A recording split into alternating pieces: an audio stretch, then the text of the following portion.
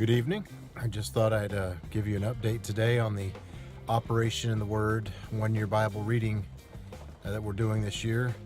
You know, if you've been continuing on with me, you've seen the children of Israel in the Old Testament just really blow it. It's like a continuous cycle of really messing up and then getting forgiveness. God blesses them, and they mess up again, and then they get forgiveness, and God blesses them. And kind of like our own Christian lives, where it seems like we have it all figured out, and we keep going, and then we start relying on our own strength and our own power, and then the wheels come off, and then we start to do something stupid, and we have to get forgiveness, and then God, takes us back. But in the book of Judges, we see where there was no king in Israel at this time, and people did what was right in their own eyes, and many times God had to just let them do what they were going to do, and the Israelites really messed up. And we see a situation in today's reading where there was a Levite who had a concubine as a wife, and she became unfaithful to him and ran away, ran back to her father's house. And so this Levite, 4 months after she leaves, he decides to go pursue her and goes to the father's house and takes her back. And they stay there a few days. There's a little. It seems like the father does a few things to mess with the Levite there, but eventually they leave.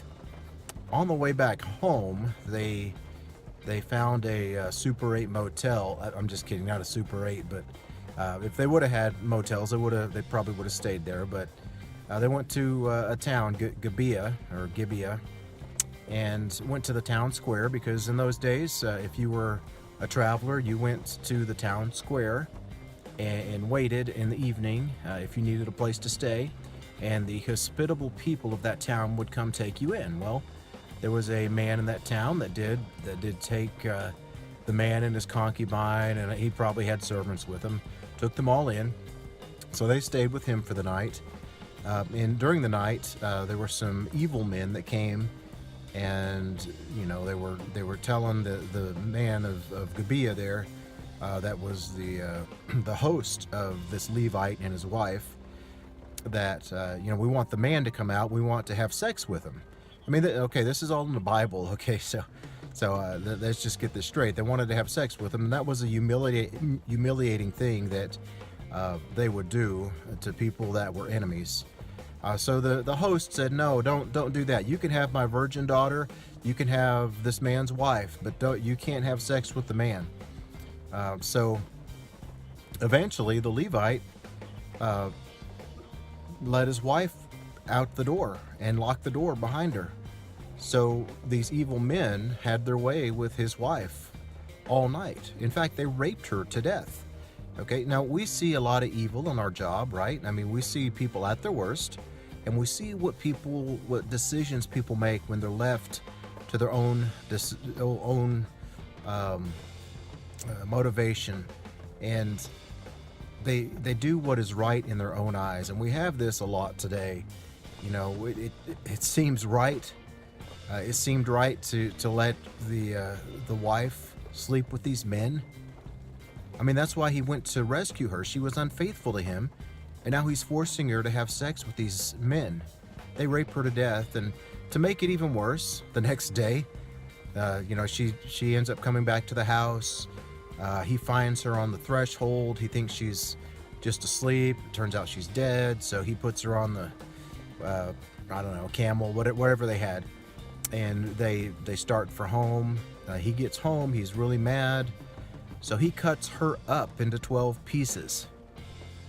You heard me right. He cut her up into 12 pieces, the dead body, and sent them to the 12 leaders of the tribes of Israel, because he wanted to get some justice for what had happened.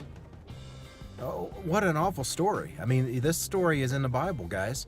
And this is something that we have to contend with today. When we're just left up to our own devices and we think, well, this looks really good, I'm going to do it. Hey, we really screw things up. And I'm just here to challenge you. If we are not completely submitted to God every day, we have the same potential to do what this guy did, what these evil men did. When we're not submitted to God, no code of ethics, no law of any state or federal law, nothing will prevent us from acting as a criminal. All right, so just let that sink in. Tomorrow, I plan to get back here and we're going to keep up with the Judges. It's very important that we study this. There's a reason God has us reading this passage at this time. So I'm going to sign off here and enjoy the rain. Have a good night.